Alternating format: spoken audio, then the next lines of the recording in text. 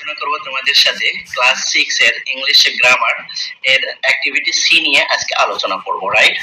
এই activity C নিয়ে আজকে তোমাদের সাথে কি করব, আলোচনা করব। দেখো এখানে কি বলছেন, work with a partner and ask and answer the following questions, right? অর্থাৎ work with a partner, কি করো তুমি পার্টনারের সাথে কি করো, কাজ করো, and ask এবং জিজ্ঞাসা করো, and answer এবং উত্তর দাও the following question, এই যে কোশ্চেন গুলো অনুসরণ করে কি করো, আনসার করো এবং জিজ্ঞাসা করো। কার সাথে? পার্টনারের সাথে, রাইট? তাহলে দেখো আমরা এক নম্বরে কি বলছে সেটা একটু দেখি। Number 1, how many friends do you have, তোমার কতগুলো বন্ধু আছে, রাইট? এই যে ফ্রেন্ডস, রাইট? হ্যাঁ, তোমার কতগুলো বন্ধু আছে। তাহলে এখানে কি হবে, আনসারে কি হবে, আই হ্যাভ 10 ফ্রেন্ডস, আমার 10 জন বন্ধু আছে, অথবা আই হ্যাভ 8 ফ্রেন্ডস, অথবা আমার 8 জন বন্ধু আছে। অর্থাৎ তোমার যে কয়জন বন্ধু আছে সেই কয়জনের কি দিবা, সংখ্যাটা এখানে বসিয়ে দিবা। এই যে 10 এর জায়গায়, ঠিক আছে, সংখ্যা কম বেশি করবা। তোমার যদি বেশি হয় 20 হয় তাহলে 20, তোমার যদি 11 হয় তাহলে 11, 12 হলে 12, যত হবে তুমি তোমার সংখ্যাটা এখানে বসা দিবে, আনসার হয়ে যাবে, রাইট? তারপরে নাম্বার 2 তে দেখো, how many classes do you attend a day, how many classes, তুমি কতগুলো ক্লাসে do you attend a day, day তে অর্থাৎ প্রতিদিন তুমি কতগুলো ক্লাসে অ্যাটেন্ড করো, রাইট? এর আনসারটা কি হবে দেখো, আনসারটা হবে হলো I attend 6 classes a day, অর্থাৎ আমি দিনে 6টি ক্লাসে অ্যাটেন্ড করি। অর্থাৎ তোমাদের যে পিরিয়ড বলে সেটা আর কি, কয়টা সাবজেক্ট দিনে হয় সেটাই বোঝাচ্ছে আর কি, রাইট? আশা করি তোমরা এটা বুঝতে পেরেছো। এরপরে দেখো 3 নম্বরে কি বলছে,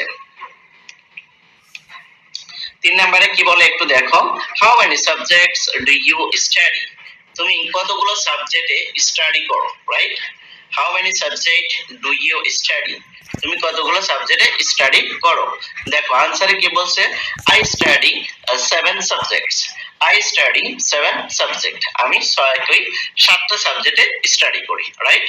উত্তরটা কিন্তু খুব সহজে কিন্তু এখানে দিতে পারো। তারপর দেখো কি বলছে, নাম্বার 4 এ দেখো কি বলে, how many books do you need in class 6, how many books do you need in class 6, তুমি ক্লাস 6 এ কতগুলো বই পড়ো, রাইট? দেখো আনসারে কি বলে, দেখো এখানে আনসার বলছে I read 10 books in class 6, আমি ক্লাস 6 এ 10টি বই পড়েছি। তারপর নাম্বার 5 দেখো, নাম্বার 5 এ কি বলছে, how many students are there in your class, তোমার ক্লাসে কতগুলো স্টুডেন্ট আছে। আনসার কি আসে দেখো, there are 40 students in my class, there are 40 students in my class, আমার ক্লাসে 40 জন ছাত্র আছে। ওকে, আশা করি তোমরা এটা বুঝতে পেরেছো। তারপর এটা একটু দেখো এখানে কি বলছে, এই যে এইদিকে একটু তাকাও, are the nouns in these questions and your answer countable noun or uncountable, why, কেন, রাইট? এবার দেখো এখানে কোন কোন শব্দগুলো কাউন্টেবল এবং আনকাউন্টেবল সেটা ফাইন্ড আউট করতে বলছে।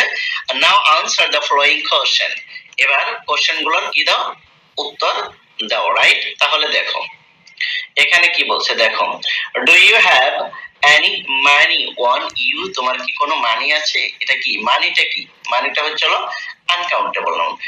Did your teacher give you any advice about improving your English, অর্থাৎ তোমার টিচার কি তোমাকে ইংরেজি স্কিলটাকে ডেভেলপ করার জন্য কি কোনো কি অ্যাডভাইস দিয়েছে, এটা কি, এটা হবে হলো আনকাউন্টেবল। এই যে এখানে যে অ্যাডভাইসটা আছে, অ্যাডভাইসটা কি আনকাউন্টেবল, এই যে এখানে কিন্তু আমি লিখে দিয়েছি সবগুলো, ঠিক আছে?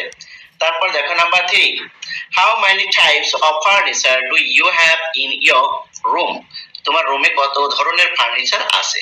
তাহলে ফার্নিচারটা কি, ফার্নিচারটা হচ্ছে আনকাউন্টেবল, এই যে লিখে দিয়েছি। তারপর দেখো number 4, have you got any information about the exam, right? দেখো তোমার কাছে কি কোনো ইনফরমেশন আছে এক্সাম সম্পর্কে, এই যে ইনফরমেশনটা কি, ইনফরমেশনটা হলো আনকাউন্টেবল নাউন, রাইট? তারপর এটা দেখো number 5, do you have straight or curly hair, right? দেখো ডু ইউ হ্যাভ স্ট্রেইট, তোমার কি সোজা অর্থাৎ তোমার কি স্টেট সোজাসুজি অথবা কোঁকড়ানো চুল আছে? এই যে এখানে হেয়ার, এটা কি? এটা হলো আনকাউন্টেবল নাউন, রাইট? তাহলে আশা করি তোমাদের কাছে আমি বিষয়টা খুব ভালোভাবে পরিষ্কার করতে পেরেছি। তারপরেও যদি তোমরা যদি না বোঝো বা কোথায় যদি তোমাদের যদি কনফিউজড কাজ করে, তাহলে তোমাদের প্রতি আমার